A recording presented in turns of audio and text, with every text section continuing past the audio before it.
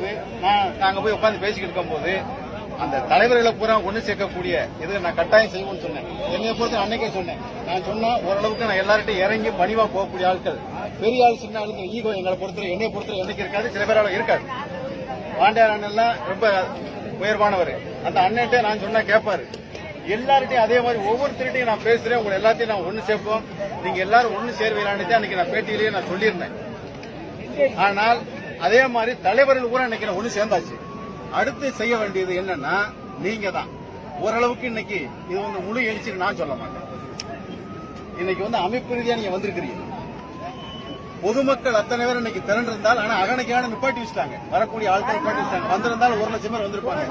இனி நம்ம எல்லோரும் இதே கட்டத்துல நம்ம பேஸ்புக் வாட்ஸ்அப்ல நம்ம பதிவை தவிர்த்துட்டு பிரச்சனையோ ஒரு பொதுக்கூட்டமோ எந்த தலைவன் அழைத்தாலும் சரி, இன்னைக்கு வந்துட்டு போறீங்கன்னா இன்னைக்கு முருகன்ஜி கூப்பிட்டிருக்காரு, கதிரவன் கூப்பிட்டிருக்காரு, வாண்டியார் கூப்பிட்டிருக்காரு, சேதராம் கூப்பிட்டிருக்காரு, மூர்த்தி கூப்பிட்டிருக்காரு, கோயம்புத்தூர் கூட சொல்ல மாட்டாங்க. ஏதோ தேவமா சேர்ந்து முத்துராமலிங்க தேவருக்கு வந்து வைக்கிறாங்க. அதை முதல் உணரணும். இந்த தலைவன் பின்னால அந்த தலைவனுடைய போயாச்சுன்னா பிரச்சனைன்னு வரும்போது எந்த அமைப்பா இருந்தாலும் எல்லோருக்கும் நீங்க சப்போர்ட் பண்ணணும். அந்த நிலைக்கு நீங்க முக்குளத்தோருங்கிற ஒற்றுமை வரணும். அவர் சொன்ன மாதிரி நமக்கு வந்து கடவுள் தெய்வீக திருமணம் தேவரையாதான். இன்னைக்கு அடையாளப்படுத்தி நம்மள நிலைக்கு வச்சிருக்கிறது தெய்வீக திருமணம் தேவரையாதான். 3 சமுதாயத்துக்கும் கள்ளர் மர அகக்கூடியவருக்கு வந்து தேவருங்கிறது கிடையாது. நம்ம 3 பேருக்கு சேர்ந்த பட்டம் தான் தேவர். அந்த பட்டத்துக்கு உரியவர் தான் இந்த கடவுள். தேவர்னா ஐயா மட்டும்தான். அந்த ஐயாவுக்காக நம்ம உயிரை எதனாலும் கொடுக்கலாம். குறிப்பா நான் சொல்றேன், என்னைய பொறுத்தவரை இதுவரை நம்ம ஒவ்வொருத்தரும் அரசியல் கட்சிக்கு பின்னாடி போறதுனாலதான் நம்மளை எவனும் மதிக்க மாட்டேங்கிறான்.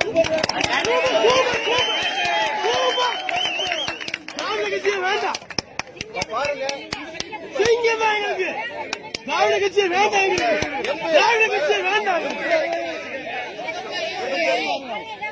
எம்பி எலெக்ஷன் வச்சுக்கோங்க. பாட்டாளி மக்கள் கட்சிக்கு 7 சீட்டு கொடுக்கறாங்க. ஜாதி கட்சி தானே. தேவமார்க்கு அவனுக்காச்சும் 1 சீட்டு கொடுத்து வைப்போம். போன எம்எல்ஏ எலெக்ஷன்ல நம்மளோட தகுதியான தலைவர் இல்லையா, நான் இடையில விளைச்சாமத்தர் மறைவான வந்தேன். எனக்குலாம் அந்த ஆசை இல்லை. நல்லா இடைப்பட்டு வந்தது. உப்பா மாதிரி இடையில வந்து தேவையில்லை. கதிரவன் இல்லையா, வாண்டியாரன் இல்லையா, இவங்க எல்லாம் இல்லையா. வாண்டியாரனுக்கு கதிரவனுக்கு இவங்களுக்கு சீட்டு கொடுத்தாச்சுன்னா எனக்கு சீட்டு கிடைச்சமா நான் சந்தோஷப்படுவேன். எம்எல்ஏ சீட்டு கொடுக்கலாம் யாருக்காச்சும். ஜூனியர்கள் ரைட்டு, சீனியர்கள் இருக்காங்க. வாண்டியாரனுக்கு கதிரவனுக்கு இவங்களுக்கு சீட்டு கொடுத்தாச்சுன்னா எனக்கு சீட்டு கிடைச்சமா நான் சந்தோஷப்படுவேன். 3 சீட்டு நம்மளுக்கு எம்எல்ஏ சீட்டு கொடுக்கலாம் யாருக்காச்சும். ஜூனியர்கள் ரைட்டு, சீனியர்கள் இருக்காங்கல்ல. ஆரம்பத்தில இருந்து ஒரு விஷயம் நல்லா சொல்ல தெரிஞ்சுங்க.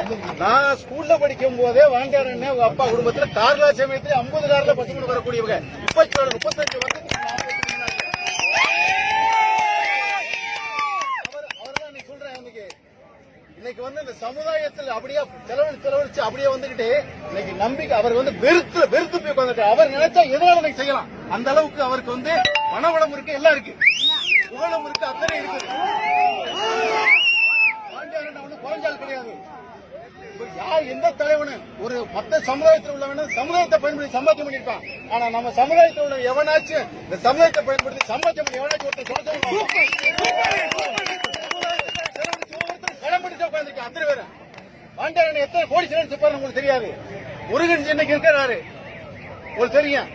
7.5 முருகன் சொல்லுவாங்க. யாருக்காக 7 இருக்காரு? நம்ம சமுதாயத்துக்காக 7 இருக்காரு.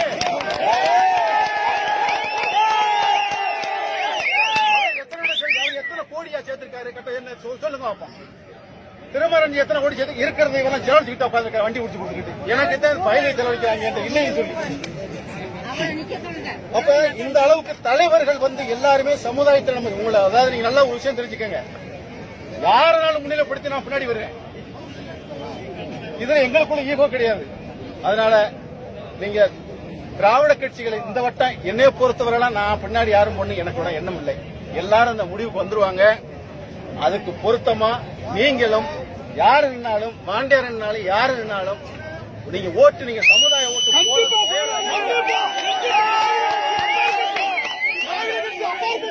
அந்த நிலைக்கு நீங்க வந்தாதான் அரசு அரசியல் கட்சி நம்மள மதிப்பாங்க. தேர்தல் தேவையில்லை. தேர்தலை நம்மால் யாருன்னாலும் ஓட்டு போடுங்க. அப்பதான் திராவிட கட்சிகள் நம்மள மதிப்பாங்க. அந்த நிலையை வரணும். இப்ப நீங்க இத்தனை பேர் இருக்கிறீங்க. இன்னைக்கு நமக்கு மீடியாங்கிறது இந்த பேஸ்புக் வாட்ஸ்அப் தான் இன்னைக்கு மீடியா. எவனும் போட மாட்டான். உங்களுக்கு ஒரே நம்பிக்கை, எல்லா தலைவர்களும் நாங்க இன்னைக்கு ஒற்றுமையா இருப்போம். எதுக்காக விட்டு கொடுத்த அத்தனை பேரும் இருப்போம். அதே மாதிரி நீங்களும் ஒற்றுமையாக இருந்து சமுதாயம் இந்த தெய்வீக திருமண் பேரை காப்பாத்துறதுக்காக நம்ம இல்லைன்னா நம்மளை அழிச்சிருவாங்க, ஒடுக்கிடுவாங்க. இந்த விழிப்புணர்ச்சியோடு நீங்க எல்லாரும் வரணும்னு கேட்டு விடைபெறுகிறேன். நன்றி, வணக்கம். மேலும் உடனுக்குடன் தகவலை பெற எங்கள் சேனலை சப்ஸ்கிரைப் பண்ணுங்க. மேலும் உங்கள் கருத்துக்களை பதிவு செய்ய கமெண்ட் பண்ணுங்க.